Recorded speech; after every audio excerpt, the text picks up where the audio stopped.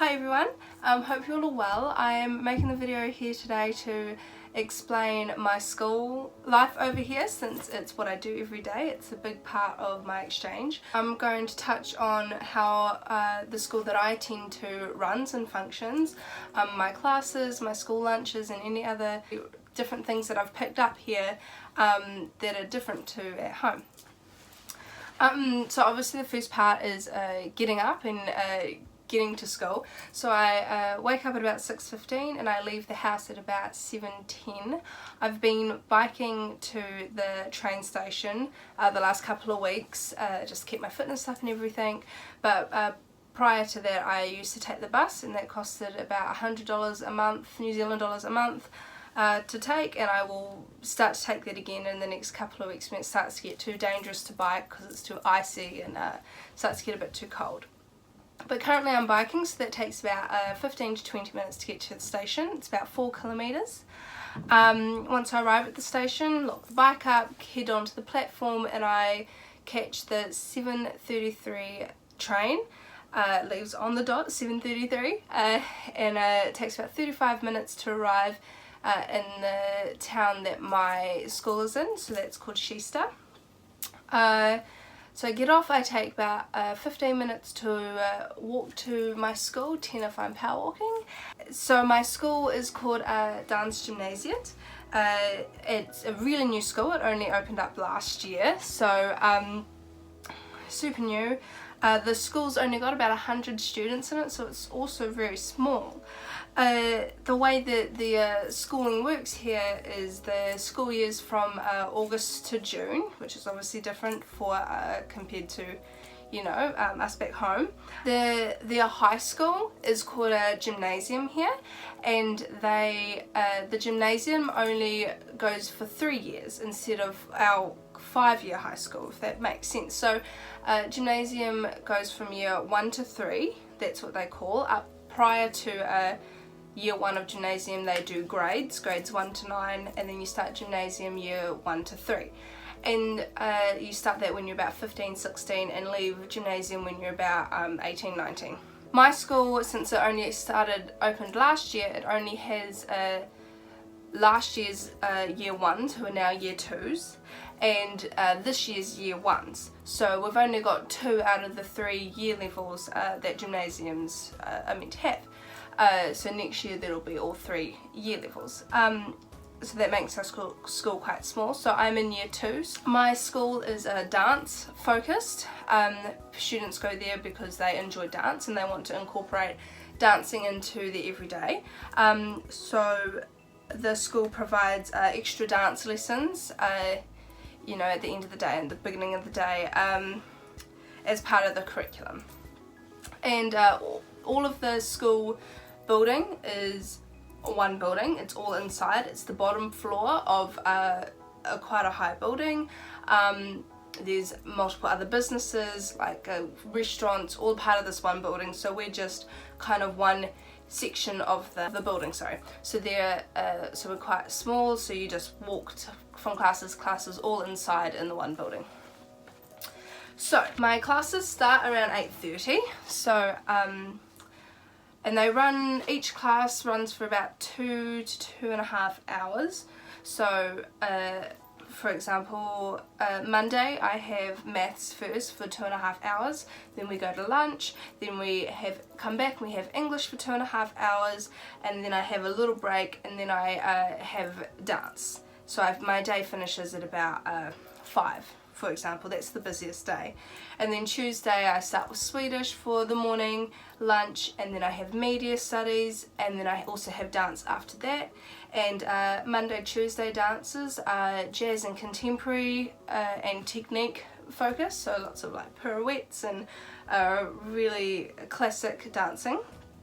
And then on Wednesday I just have psychology in the morning, and then I have dance earlier in the afternoon compared to the other dance classes. I have dance at 1 o'clock, and that's hip hop, and then then I would go home after that. Thursday I have economic studies in the morning, and then history in the afternoon, and then no dance on Thursday. And then Friday morning I just have Spanish, and then every second Friday we also have PE in the afternoon. But if we don't have PE, then I would finish school at about 10:30. So those days I would normally go to lunch, and then I'd hang out with my friends in the afternoon. Every class starts and finishes at different times, so every different class would go to lunch at different times. So if my class starts at 8:30 and it's maths, then you know year one's history might start at 9 o'clock, so they'll be coming to lunch half an hour later. We'll start lunch at 11, they'll start lunch at 11:30, so everyone's kind of going to classes and lunch and finishing all at different times. So there's no group classes, no recess. It's really university setting in the sense that you just go to your class, you get marked present, you sit there, you do your work, and then you leave, and you can just come and go as you please. As long as you get to your classes at roughly the right time, then you're doing really well. When it comes to my assignments and my schoolwork, the teachers are really lenient about how much I do, if I can do it, etc. So I try to do as many assignments and stuff as I can. Obviously I'm not graded, and my schoolwork over here doesn't benefit me like on paper for when I go back home. When it comes to the assignments, everything's in Swedish, so I will translate the task instructions, and I will understand it, and then I will just write it out all in English, and then the teacher might read it over, she might give me a mark, they might not, but I still do the work and I write in English, because everyone in Sweden understands English, everyone's very fluent in it, so they're very bilingual. It is really common for English to be accepted in the society, so it's not so much strain on me that I don't understand Swedish. My school lunches. My school provides a free lunch, or the government pays for everyone in Sweden's lunches. My school goes to a restaurant where we get to choose from 3 hot meals and 1 being vegetarian, or we can pick soup, and then like really nice bread and a salad, like kind of bar situation is also included. We use like a lanyard as ID that we go to the school, so that we can, it's kind of like the payment type of system, because the restaurant's also public. It has business people coming and going, eating there also, so you kind of just go up, and then someone serves you the food. And the school also provides laptops, which I would need, because they have extra letters, a part of the Swedish alphabet, so if I'm writing in Swedish, they have to have extra keys for the extra letters, which my Mac doesn't have, obviously. I've noticed that the teacher-student relationship is more like a friendship. The teachers aren't as disciplinary as our teachers were back home, because it's the students' responsibility to get the work completed. It's them that need to study and need to get the good grades, and the teachers are just there to teach. They're not there to tell you and motivate you, if you understand. The students are also really encouraged to question the teacher on lots of topics. They ask, why is it this way, why is it that way, can you explain this in further detail? So it's really good. It puts the teachers on the ball, it makes them, you know, it encourages students to learn the wider thing, like think outside the box, and I think that that's a really good system that they have here. Many of my teachers are really relaxed and chill. Sometimes they'll allow us to leave class early if we've done our work. If I arrive late due to public transport, they don't mind. I just like slip into class and I get on with the work.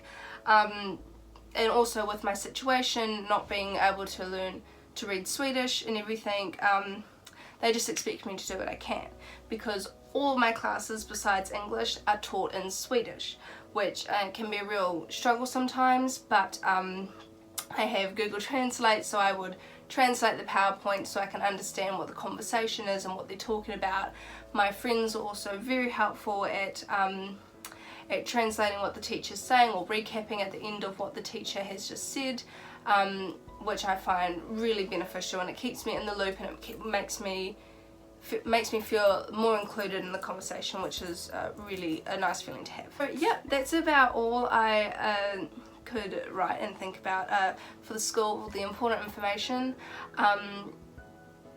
So yeah, I hope that this was enlightful, and I hope that you enjoyed hearing a little bit about my school. Thanks.